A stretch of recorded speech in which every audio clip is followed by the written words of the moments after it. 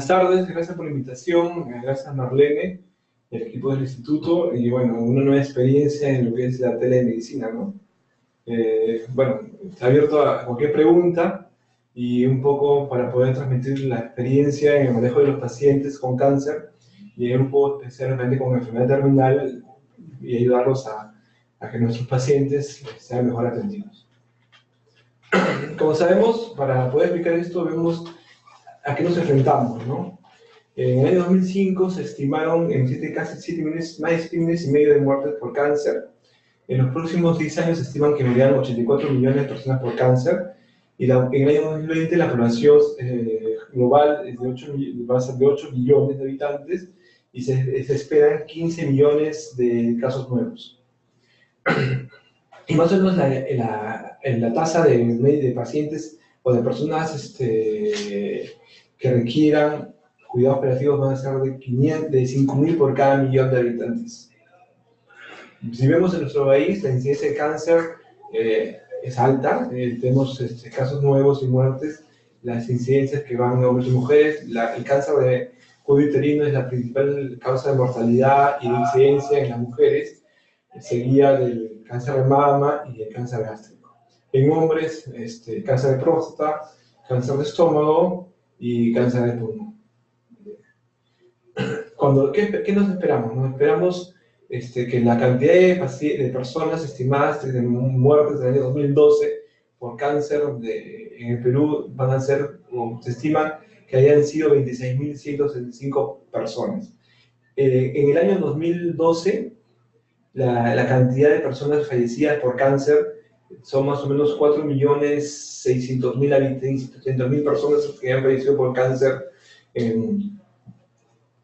Cuando vemos lo que nos va a esperar en el 2020, estas son las estimaciones del GLOBOCAN, que es una herramienta estadística que nos permite ver las incidencias, prevalencias, mortalidad de casos esperados y casos esperados de cáncer en general. Si en el nivel mundial, como dijimos, más o menos se esperan 10 millones de muertes. En el Perú, en el año 2020, 34.000 personas muertas por cáncer.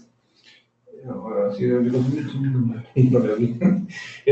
el mundo se esperan 13 millones de muertos en el año 2020 y 47.000 muertos por cáncer en el año 2020. Por tanto, si vemos la barra de color celeste, es la barra en la cual la incidencia de cáncer se estima que va a ir aumentando, ¿no? Y por tanto tenemos que estar preparados para manejar estos pacientes. Eso indica la cantidad de muertes. Ahí tenemos que sumar que no solamente son los muertos, sino los casos nuevos, que se esperan mucho menor cantidad de pacientes. Cuando hablamos de medicina, hablamos de 3 campos médicos, ¿no? La medicina preventiva, que es la medicina que va a buscar evitar que aparezcan enfermedades. La medicina curativa, que es la medicina que hacemos, que es la medicina a cada institución, la gran parte que es el manejo de la enfermedad en sí, o sea, paciente diagnosticado de cáncer, que no están manejados con quimioterapia, cirugía, radioterapia, y la medicina paliativa, que es el manejo de la enfermedad avanzada. ¿Qué buscamos? Hemos pasado una. ¿Qué buscamos con tratar el cáncer, ¿no? Buscamos curación de los pacientes como primera opción. Si el paciente no es curado, buscamos mayor tiempo libre de enfermedad de la supervivencia del paciente, o periodo libre de enfermedad si el paciente está en tratamiento con enfermedad y que requiere mantener el tratamiento. O sea, en primera instancia, curación; en segunda instancia, supervivencia, mayores años de vida, y si la enfermedad se presenta, lo que vamos a buscar es un periodo de enfermedad, o sea, el mayor tiempo posible sin vivencia de enfermedad. Pero en el cuidado operativo lo que vamos a buscar dentro de la tratamiento del cáncer está el control de síntomas y el control de la funcionalidad del paciente, la mejora del bienestar y la calidad de vida del paciente. La OMS establece 4 componentes básicos para controlar el cáncer: prevención, detección temprana, diagnóstico y tratamiento, y cuidados paliativos. Como tenemos un cáncer avanzado, tenemos que ver si este cáncer es un algoritmo, ¿no? Está en inglés, bueno, lo vemos bien. La primera parte es, no hay forma de enterar, ¿no? No, pero eso tampoco se puede ver ahí, ¿no? Pero sí puedo hacerlo por acá. Entonces lo hago por acá mejor.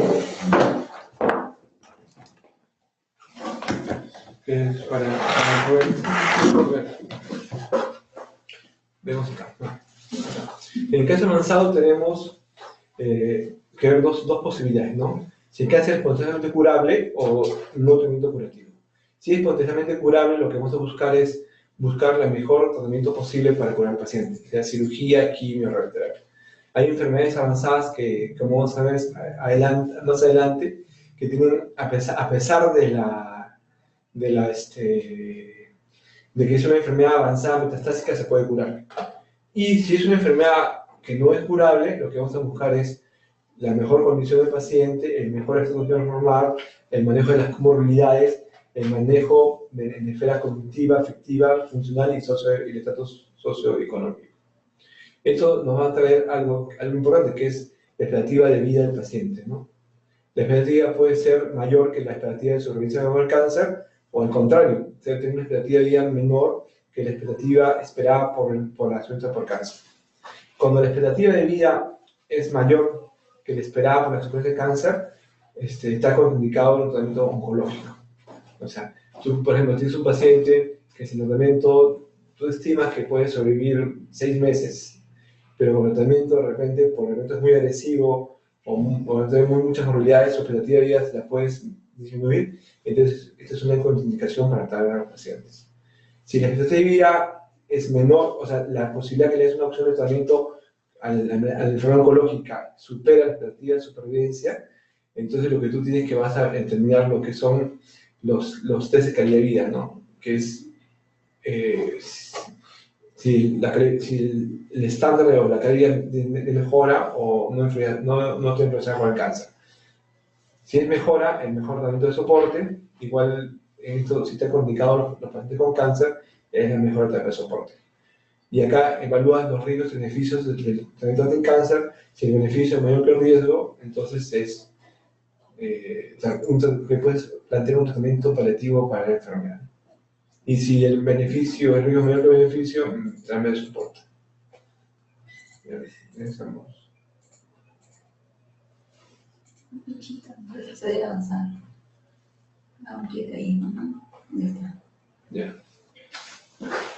Estos son solamente para ver, ¿no? Entonces, es el diagnóstico, la enfermedad potencialmente curable, no curable, enfermedad terminal. El soporte del paciente está desde el diagnóstico hasta la parte final. O sea, que es decir, el manejo de síntomas, ¿no? Los cuidados paliativos se inician con enfermedades no potencialmente curables, y esto es el control de los síntomas de calidad de vida, ¿no?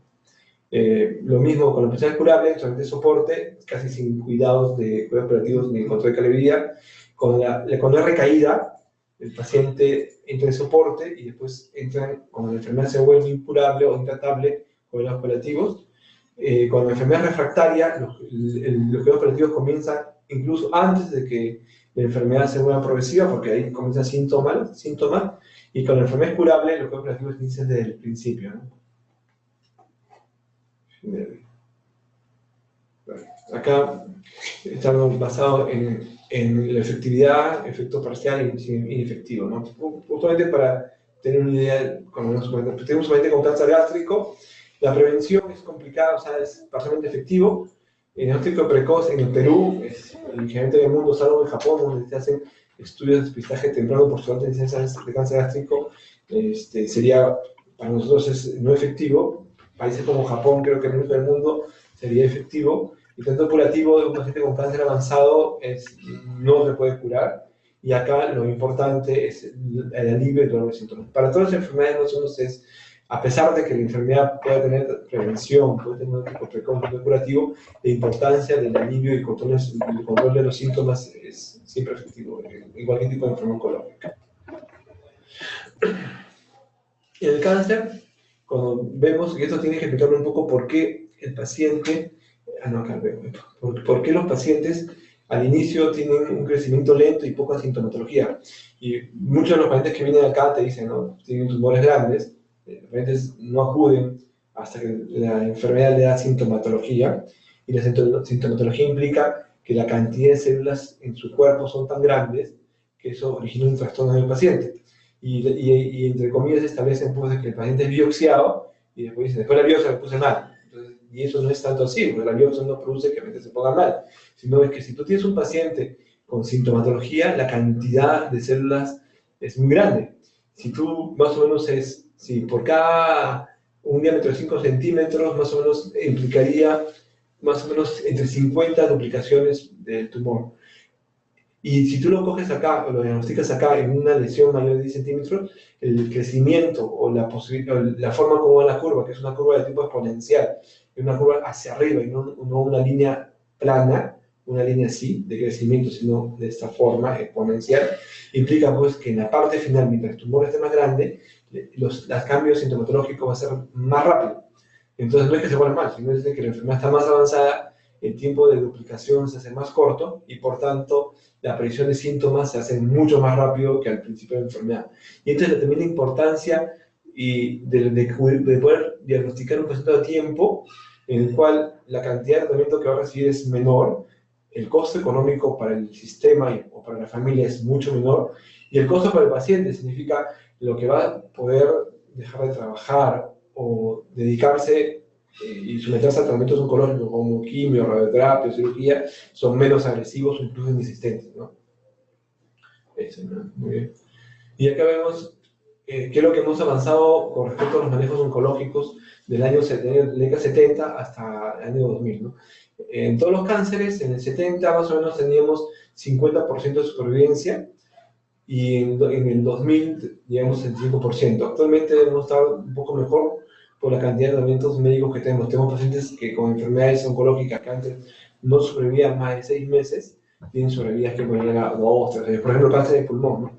Un paciente con cáncer de pulmón, con todos los recursos y todas las opciones de manejo, con la tipificación que se hace actualmente para poder tener su tipo de cáncer de pulmón, tú puedes tener sobrevidas largas, ¿no? Que antes eran inimaginables.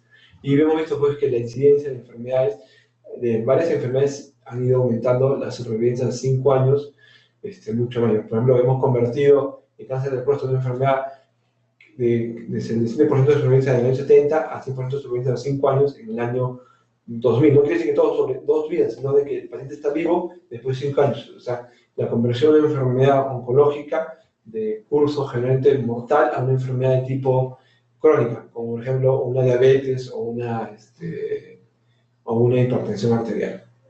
Tenemos enfermedades que tienen avanzadas con potencial alto de curación, como por ejemplo los tumores germinales, los trofoblásticos, los linfomas de Hodgkin, los Hodgkin, las leucemias agudas y los tumores del cáncer de pulmón tipo microcítico.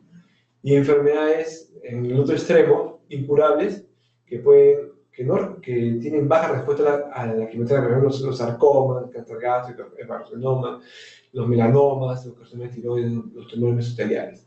Y enfermedades incurables que pueden responder en forma intermedia al manejo oncológico, con quimioterapia hormonal, por ejemplo, el manejo de cáncer de mama, ovario, colorectal, esófago, los tumores cáncer de cuello y cáncer de pulmón no microcítico, o cáncer de cuello uterino, en los cuales tú puedes llegar a un poco romper la evolución tan agresiva que se veía antes y hacer que los pacientes sobrevivan mucho más tiempo. Bueno, esto es para ver también, es importante si ves un paciente con enfermedad oncológica, saber cómo, o sea, qué es lo que esperas que evolucione. O sea, el paciente con cáncer de esófago, ¿qué te va a hacer? ¿No? Te va a hacer metástasis pulmonar, pleural, peritoneal, cerebro. O sea, cada enfermedad tiene un patrón de diseminación diferente, un patrón de metástasis diferente. O sea, no todos hacen la misma evolución clínica. Y eso te da una idea de qué es lo que tienes que hacer con un paciente avanzado y a qué te tienes que dedicarte para controlar sus síntomas, ¿no? Por ejemplo, si tienes un paciente con cáncer gástrico o cáncer de colon, lo que tú vas a esperar antes de una metástasis pulmonar es una lesión a nivel de carcinomatosis intraabdominal. Entonces, vas a esperar ascitis, insuficiencia hepática, por la metástasis hepática que produce el paciente. Y si en el otro lado tienes un melanoma o tienes un cáncer de mama, una de las posibilidades grandes es que el paciente haga metástasis pulmonar y sea la metástasis pulmonar la causa de manejo de enfermedad terminal más que otras ubicaciones de la enfermedad. Y esto que tiene que ver con el cáncer es, ¿qué es lo que, o sea, lo de la misma forma, ¿no? O sea, cada enfermedad médica tiene un patrón de síntomas diferentes. Por ejemplo, si tienes un cáncer de páncreas, lo que te puede presentar es ictericia obstructiva por el compromiso metastásico a nivel hepático o por el mismo crecimiento localizado del tumor. Los pacientes con cáncer de páncreas, por la ubicación de enfermedad intraabdominal, producen muchos trastornos en la capacidad de alimentación, el paciente se adelgaza bastante, y por la ubicación del tumor en el nivel del plexo, dolor, y un dolor incluso de difícil manejo, ¿no? Te puede producir hipertensión portal por compromiso metastásico a nivel hepático o local, diabetes, mellitus de suba de presión por el mismo falla de la producción, del control de la insulina por el compromiso pancreático de la enfermedad oncológica, pancreatitis o diarrea. Esta diarrea inexplicable, ¿no?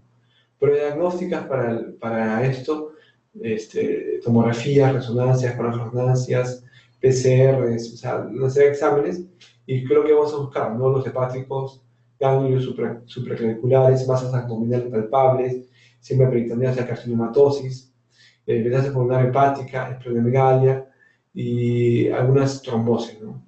Bueno, cada enfermedad tiene un manejo médico y una función clínica diferente, ¿no?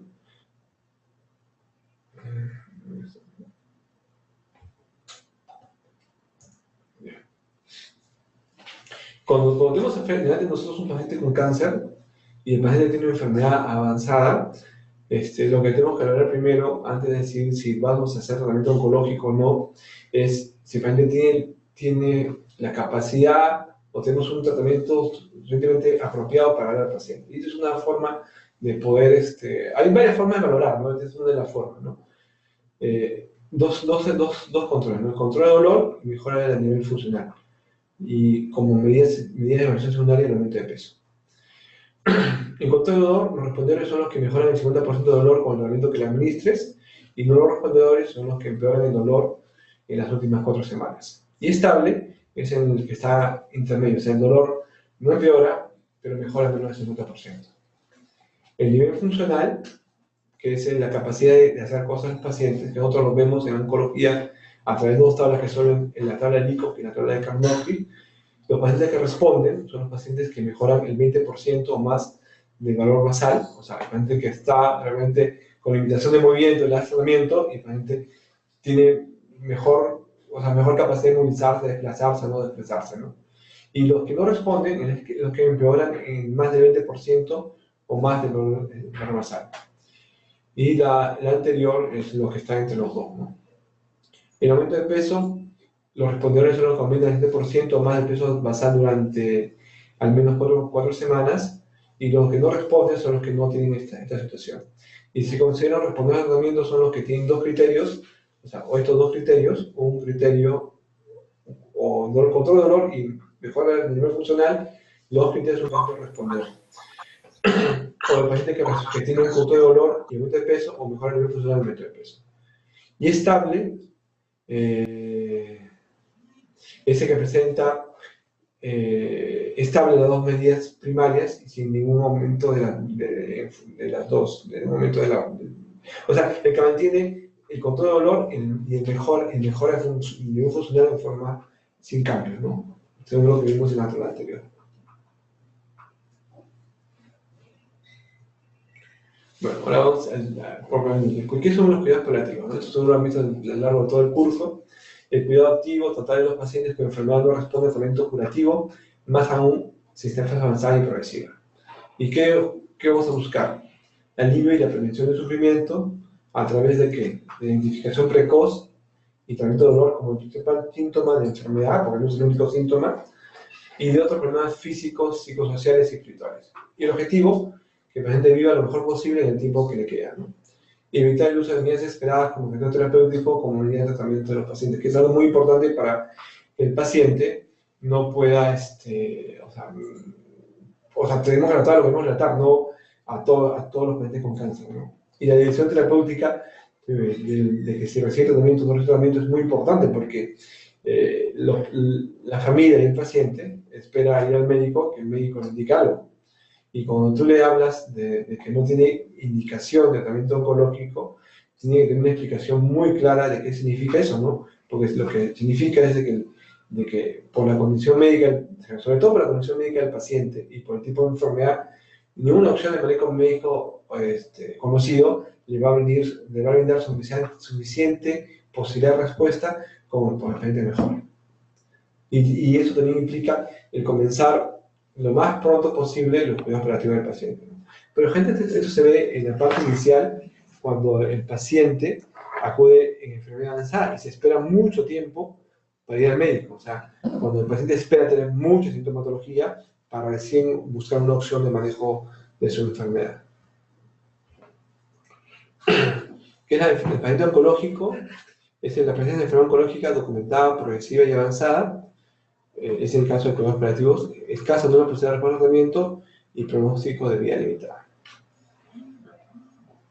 Bueno, no son los términos de enfermedad terminal, pero es una enfermedad avanzada, progresiva e incurable, en la cual no necesitan posibilidades razonables de respuesta a tratamiento específico y se caracteriza por tener muchos problemas o síntomas intensos, es multifactorial y cambiante, es muy dinámico, y por eso es importante que en los pacientes con enfermedad avanzada, el cuidador y el médico y el equipo que se encarga del paciente tengan un contacto continuo, porque la sintomatología es dinámica, o sea, una receta o una indicación médica puede cambiar muy rápidamente por la misma progresión de enfermedad. Y otra cosa importante es que esta enfermedad origina un gran impacto emocional en el paciente, en la familia y en el equipo terapéutico. ¿Por qué? Porque lo que estamos rondando ahí es el evento final, es la muerte del paciente.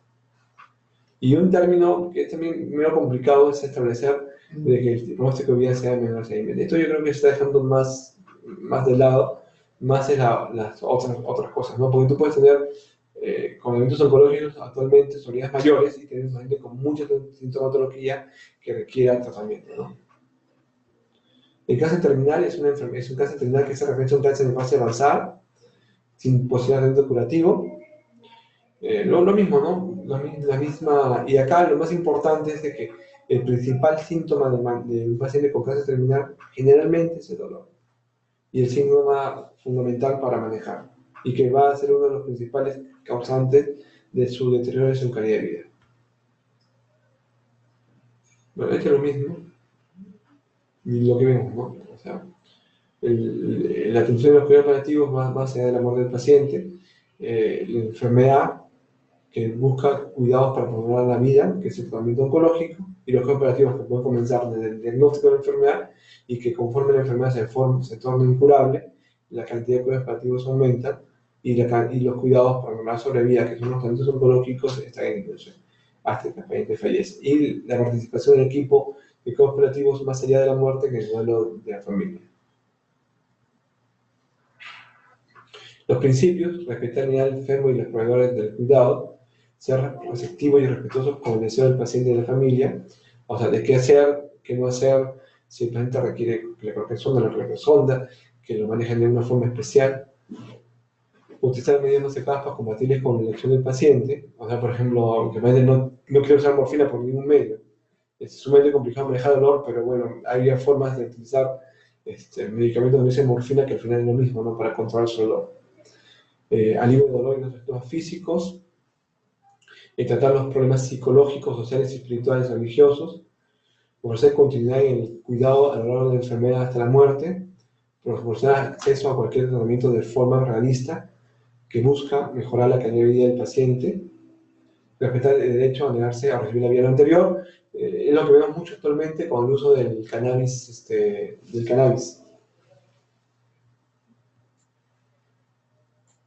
Respeto al derecho a negarse a recibir tratamiento, respetar la responsabilidad profesional del médico para interrumpir algunos tratamientos cuando proceda, apoyar a la familia durante la enfermedad como en el proceso de duelo y promover la investigación clínica con el objetivo de mejorar de mejor provisión de los cuidados al final de la vida. Tratar el dolor eficazmente es la mejor calidad de vida del paciente. Lo mismo, ¿no? O sea, el manejo de dolor, la prevención, la importancia de hacer los actos preventivos, diagnóstico de plan oportuno con la posibilidad de menos tratamiento, seguimiento y control de la nutrición del paciente, y los cuidados operativos, los cuidados del paciente van aumentando conforme la enfermedad vaya avanzando. Cuando hablamos de sintomatología en cáncer terminal, las incidencias varían de lugar en lugar. astenia, anorexia, dolor, debilidad, constipación, boca seca. Y tenemos una serie de necesidades que cuidar con el paciente, que van de necesidades físicas como la disnea, el manejo de estreñimiento, náuseas, vómitos, el delirium, el manejo de las úlceras, el manejo del insomnio, necesidades psicológicas como el estrés psíquico, de la familia del cuidador y la ansiedad del paciente, las necesidades físicas como fatiga, anorexia, astenia, anemia, sedación.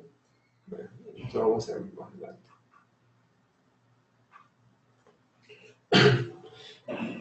Con respecto a la incidencia de la sintomatología de los pacientes con enfermedad avanzada, el dolor es la que tiene la principal, la más alta incidencia, y el dolor puede ser leve, moderado, severo, 20% de los pacientes, y la moderado, casi la mitad de los pacientes tienen dolor moderado.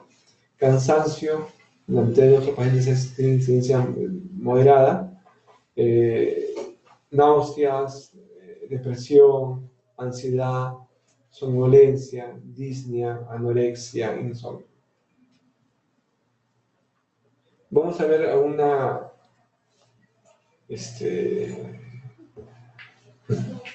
vamos a ver algunos síntomas del control de dolor, del control de cuidados paliativos.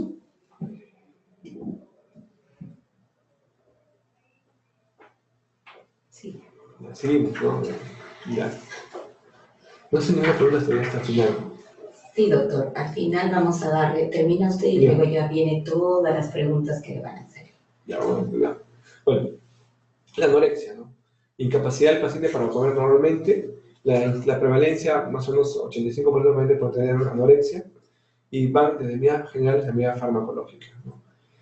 Por ejemplo, el disminuir el volumen de la comida y la frecuencia, la preparación adecuada de los alimentos, que para mejorar la anorexia, los pacientes con cáncer terminal es importante que el ritmo de alimentación esté asociado al ritmo de comida del paciente, o sea, que el paciente establezca su ritmo de alimentación, cuidar el ambiente y la compañía, evitar olores molestos, olores fuertes, olores que le originen náuseas o rechazo a la comida. Pueden ser pequeñas cantidades de alcohol, pueden estimular la ingesta, y suele sentir más apetito en la mañana, en el desayuno. Y tratamientos farmacológicos como uso de corticoides, megestrol, hidratación o hipodesmocrisis para controlar o mejorar la anorexia de los pacientes. La anorexia creo que es uno de los síntomas que el paciente no le importa mucho, porque de verdad el mismo paciente como paciente, su ansiedad no es comer, pero que sí para la familia es sumamente importante, ¿no? La familia se preocupa muchísimo por lo que come el paciente, y el estrés mayor, creo que de los pacientes con enfermedad avanzada, con respecto a la alimentación, más que el mismo paciente en la familia, ¿no? Astenia, el cansancio fácil, la debilidad generalizada, la prevalencia del 90% de los pacientes. Y estos síntomas es muy complicado porque no hay un tratamiento específico con el síntoma. Es un síntoma que se asocia a la misma progresión de la enfermedad y que al final lleva al paciente a la postración del paciente. Y esto va a reducir de forma progresiva la capacidad de hacer cosas del paciente. Esto yo creo que es uno de los síntomas que al paciente como paciente le importa mucho, ¿no? Porque esto, conforme la enfermedad avanza, la capacidad de hacer cosas va disminuyendo. Y muchos te preguntan, no, todavía no puedo subir al segundo piso, ya no puedo ir a comprar a la tienda, ya no puedo leer todo lo que leía, no puedo hacer tal cosa. Otros síntomas importantes son náuseas y vómitos.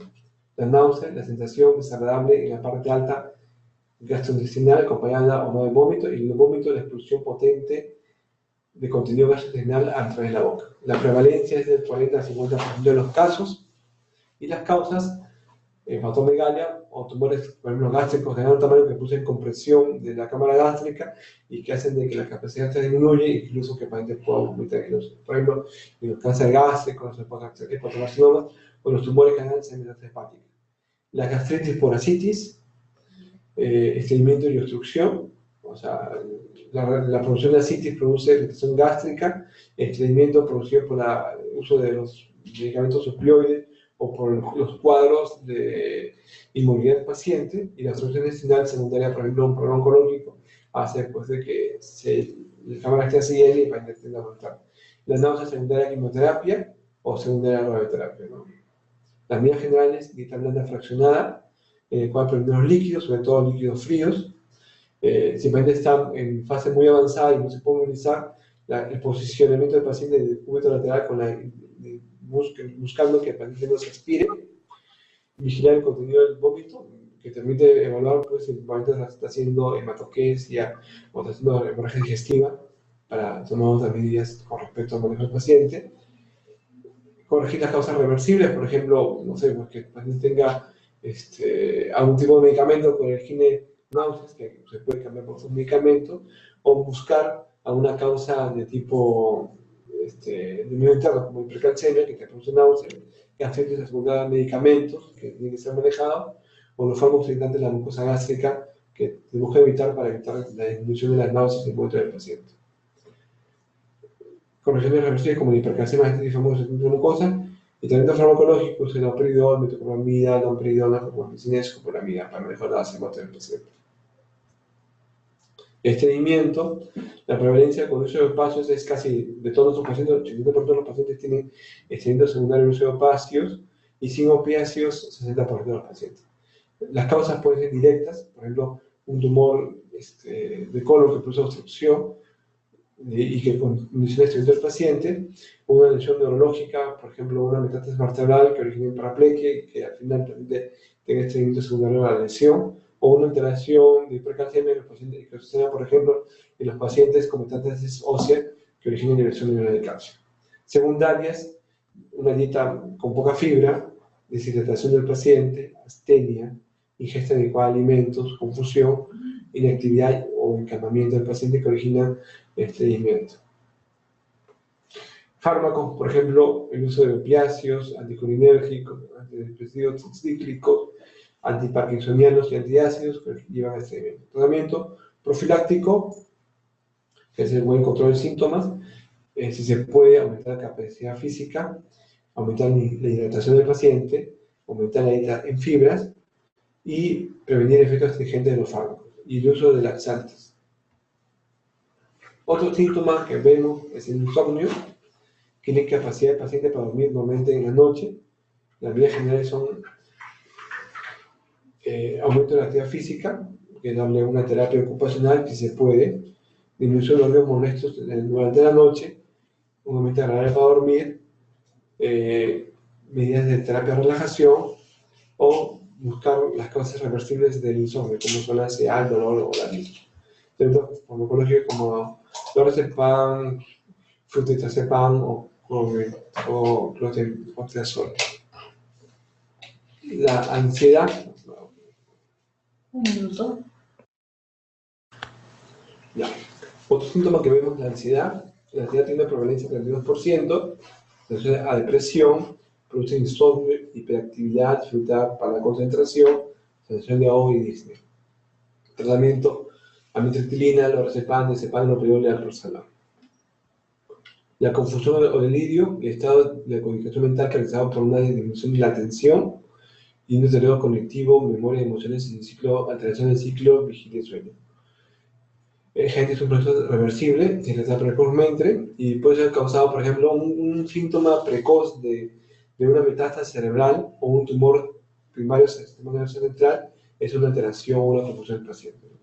Si tu paciente está estable y entra confusión, tú tienes la obligación de hacer una tomografía y una resonancia para ver si es que esa confusión, esa alteración de su estado de conducta tiene relación o no con la progresión de enfermedad a nivel cerebral.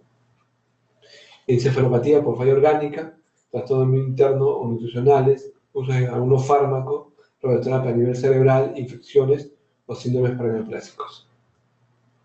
La causa: si la causa es farmacológica, la supresión y disminución de la dosis; si es la hipoxia, el uso de oxígeno; si es agitación, uso de diazepam; si aparecen alucinaciones o síntomas psicóticos, se usa aloperidol; si la agitación terminal, la presentación de la parte final de la enfermedad, el uso de midazolam, que la dosis de midazolam que normalmente que manejamos en sedación es aumento progresivo en función de la búsqueda de la tranquilidad del paciente. La depresión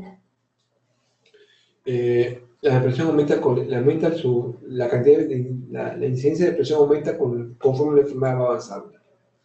70% de los pacientes aproximadamente tienen depresión se asocia a baja autoestima, poco o nulo interés, gesto inexpresivo, ideas de muerte y suicidio, alteraciones del sueño y irritabilidad. El tratamiento de antidepresivos, psicoterapia de apoyo y escucha activa, ¿no? Escuchar a tu paciente, entenderlo, escucharlo, dar el tiempo necesario para que pueda manifestarse, creo que ayuda bastante para que el paciente entienda la enfermedad y esté más tranquilo. La serostomía, que es la extracción de la sequedad de la boca, se asocia a alteración del gusto como disgeusia e infecciones, ¿no? Es muy frecuente y molesto, incluso lo vemos no solamente en enfermedades terminales, sino durante el tratamiento oncológico de quimioterapia o radioterapia en la zona de la cabeza y cuello. Y casi todos los pacientes con enfermedad terminal lo padecen, por eso la incidencia del 40 al 100%. Como causas de mucha radioterapia, las lesiones en la mucosa oral, que por sequedad o por acción secundaria de quimioterapia, por ejemplo, la serostomía que produce el uso de derivados de 5-fluoracilo, vómitos, deshidratación, diarrea, la uremia, el paciente con obstrucción de vías urinarias por tumores, por ejemplo, retroperitoneales, la ansiedad y la depresión, el uso de fármacos como opiáceos, antidepresivos, tricíclidos, neurolécticos, copolamida y benzodiazepinas. ¿Qué hacemos con la serostomía? Higiene de la cavidad oral, aumentar esa liberación, como por ejemplo chupar pastillas de vitamina C, chupar piña natural o cubitos de hielo o chicles sin azúcar. Aumentar la liberación del paciente. Si el paciente está inconsciente, instruir a la familia en los cuidados de la serostomía, limpiar la cavidad oral, humedecer con gasas y usar lubricantes o como tipo vaselina en los labios para mejorar la hidratación de la boca. La disfagia, la incapacidad de pasar alimentos, como cáncer de esófago, mediastino, cáncer de cuello, secundaria de radioterapia o a infecciones tipo candidiasis. La medida no farmacológica de la disfagia es la incorporación, que a veces está medio sentado, si es que se puede, y lo otro, aumentar los espacios entre comidas. Las medidas farmacológicas usan la dexametasona, la terapia relativa, si la causa, por ejemplo, es una compresión a nivel del esófago de un tumor esofágico, para que mejore la capacidad de alimentación, o el manejo de desinfecciones, si es, por ejemplo, una candidiasis. El hipo se produce por irritación gástrica, irritación del nervio frénico por tumores o tumores cerebrales. El manejo es la estimulación faríngea, que hace que el hipo desaparezca, y el manejo de las causas reversibles, como la irritación gástrica o el manejo de los tumores cerebrales. O la supresión del central reflejo del hipo con uso de copromacina o ácido o malatoto sódico. La tos, en el 50% de los pacientes con cáncer, debido al cáncer como irritación traqueal, bronquial, pleura pericárdica y diafragmática, o fibrosis post-radioterapia. El manejo, eliminar la causa subyacente de la enfermedad si es que se puede. La tos puede ser muy productiva, se mejora modificando el aire inspirado con fisioterapia respiratoria o uso de mucolítico. Y la tos húmeda no productiva con uso de sedante de la tos como codeína y morfina. Y la tos seca con antioxígenos de tos de entrada. La disnea, la dificultad para respirar, en la mitad de nuestros pacientes, la prevalencia aumenta a medida que avanza la enfermedad. Si es propio del cáncer, como derrames perineurales, pericárdicos, ascitis, o tumores tipo carcinomatosis, es el manejo de la causa. También puede ser diversos tratamientos como las neumonectomías que producen disnea después de las cirugías, o asociadas a debilidad, como anemia, infecciones pulmonares que requieren también dificultad respiratoria. Y existen también causas concurrentes, como que el paciente no solamente tenga cáncer, tenga asma, EPOC o una insuficiencia cardíaca que va también a originar disnea. En las medidas no farmacológicas, el oxígeno, la compañía, que el familiar lo tranquilice al paciente ayuda muchísimo. La sensación de aire en la cara también ayuda a disminuir la sensación de disnea. La posición confortable y ejercicio respiratorio, respiración diafragmática, aspiración de labios semifluidos. Las medidas farmacológicas, por ejemplo, la principal elección para el control de la disnea es la morfina, y se está asociado a ansiedad el uso de benzodiazepinas, corticoides y el uso de midazolam en la parte de enfermedad terminal. Los atractores, que es el acúmulo de secreciones a nivel de la parte alta y que se asocia al movimiento respiratorio, es un síntoma que se presenta casi en todos los pacientes en enfermedad agónica y que más que dificultad para el paciente es una sensación de malestar o disconfort, de asociación de sufrimiento que asume la familia cuando el paciente tiene sectores, ¿no? Cosa que no se da. es medidas no farmacológicas como la posición del paciente de decúbito lateral, la deshidratación del paciente para que disminuya las secreciones, o sea, la disminución del flujo de las hidrataciones y la aspiración. Y lo que no es recomendable es que el paciente se en forma continua aspirada. Y uso de medidas farmacológicas como son copina, scopolamina, que a través de esa acción anticolinérgica hace que disminuya la cantidad de secreciones a nivel de la cavidad oral.